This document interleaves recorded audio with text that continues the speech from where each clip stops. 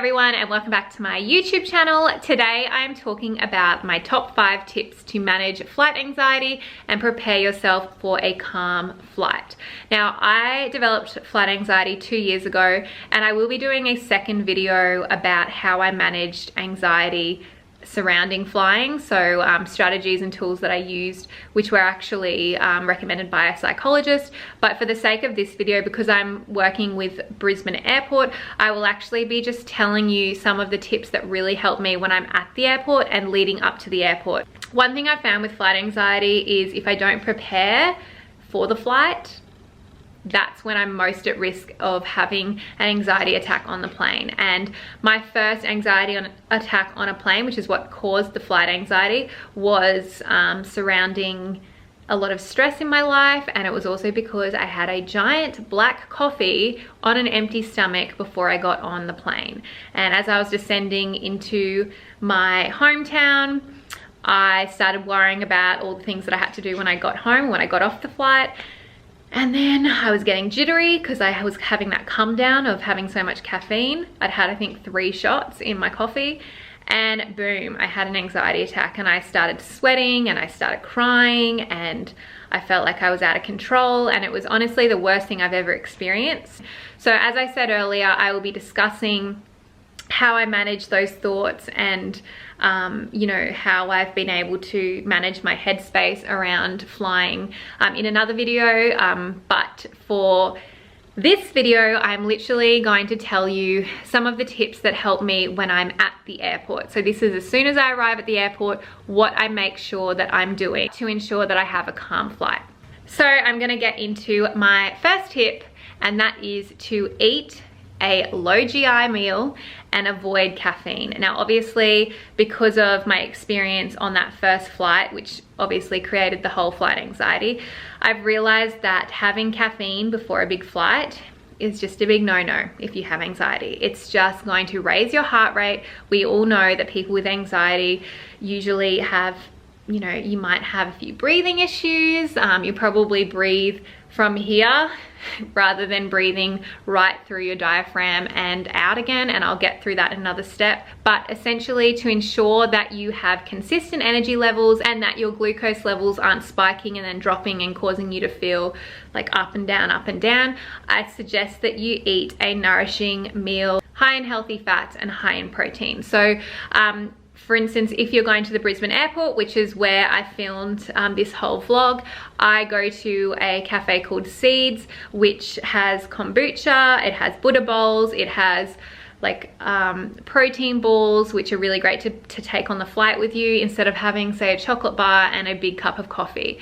In terms of herbal teas, I go to Fonzie Abbott at the Brisbane Airport. But you know, any place at the airport will provide you with herbal tea, but just make sure that it isn't caffeinated, because that's what's really going to increase your heart rate and really not help when you're struggling with anxiety. So that is my first tip, and as someone who studies nutrition, I cannot emphasize how much food influences your mind, but also your energy levels and your anxiety. So definitely take this advice on board. Tip number 2 is to buy some noise cancelling headphones. So if you're already at the airport, you might be watching this vlog at the airport, go to the newsagents and buy some noise cancelling headphones. Honestly, a lot of anxiety that people have is surrounding the unknown in a plane. Like, what is that noise? Why is that engine so loud? Particularly if you're not a regular flyer, that engine noise can really set you over the edge, and it's a completely normal noise. But one thing that you can do to manage that fear associated with those noises is to buy some noise cancelling headphones. Pop them on, get a really great Spotify playlist. So I personally, a lot of people like to listen to really relaxing music on the plane. I'm one of those people that has a really upbeat playlist, and I find that it makes me feel really energized and I feel really happy to be in the plane, and it sets my mood.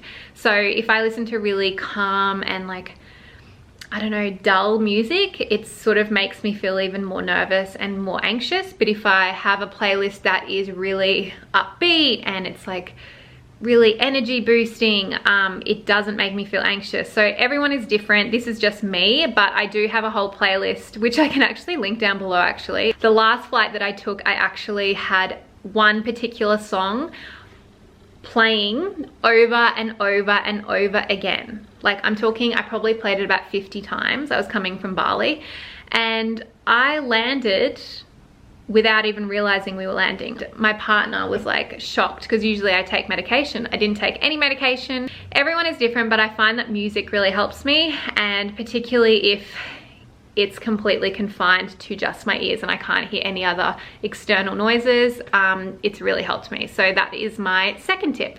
So my third tip is to practice diaphragmatic breathing.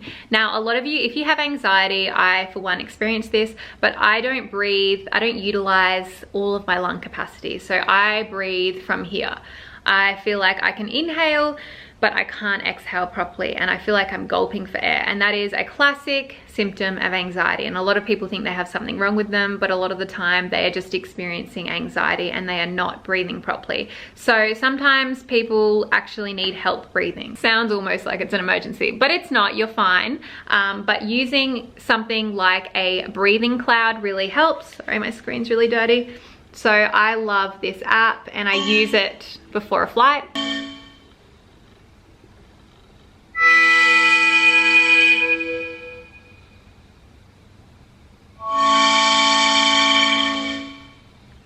So essentially what that breathing cloud does, or breathing circle, is it tells you how long each exhale and inhale should be. Diaphragmatic breathing is so important to manage your anxiety and manage your stress levels, and it is even more important even if you're just at the airport and you're waiting for your flight. Instead of sitting there worrying about things, then really be mindful. The other thing that I like to do is use a sensory technique. So list 5 things that I can see, list 4 things that I can feel, list 3 things that I can hear, list 2 things that I can smell, and list 1 thing that I can taste. And that's a really great technique to bring you back down to your senses and be really mindful. And mindfulness is super important when, you know, you're trying to calm yourself down and prepare yourself for a flight. My next tip is to head to the pharmacy within the airport and get yourself some Rescue Remedy. Now, I've been using Rescue Remedy for years and years. Basically, it is a natural herbal formula which has been used for centuries to help with anxiety and stress.